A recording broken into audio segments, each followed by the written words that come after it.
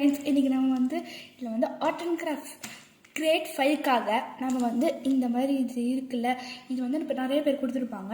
இதுக்கு வந்து நம்ம கலர் அடித்து எப்படி வந்து பண்ணலான்னு நம்ம பார்க்க போகிறோம். ஸோ அதுக்காக நான் வந்து இதை பிச்சுக்கிட்டாச்சு. இந்த கவர் அப்படியே வச்சுருவோம். இங்கே கிளேலாம் இருக்குது, இந்த கிளே ஓரமாக வச்சுருவோம். அது லாஸ்ட்டாக தான் தேவைப்படும். அப்புறம் இதில் கட் பண்ணிக்கலாம். ஃப்ரெண்ட்ஸ், இப்போ இதை கட் பண்ணியாச்சு. இந்த மாதிரி தான் கட் பண்ணிக்கணும். ஸோ நம்ம வந்து இப்போ கலர் அடிக்கணும். ஸோ இது ரெண்டுத்துக்கு வந்து பர்பிள், இது ரெண்டுத்துக்கு வந்து க்ரீன் அடிக்கணும். நம்ம வந்து வாங்க அடிக்கலாம். பார்த்தீங்களா, கலர் எல்லாத்தையும் நம்ம அடித்தாச்சு. இப்போ வந்து இதை நம்ம ஓரமாக வச்சுக்கலாம். இப்போ வந்து இதுக்கு தான் வேலை.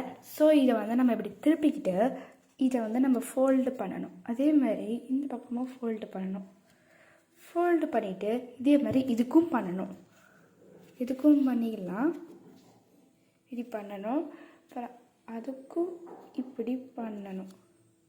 செஞ்சோடனே நம்மளுக்கு இந்த மாதிரி ஷேப் வந்துடும். அப்புறங்க டேப்லாம் எப்படி கச்சு கச்சு கச்சு கச்சுன்னு ஒட்டி வச்சுருக்காங்க பாருங்க.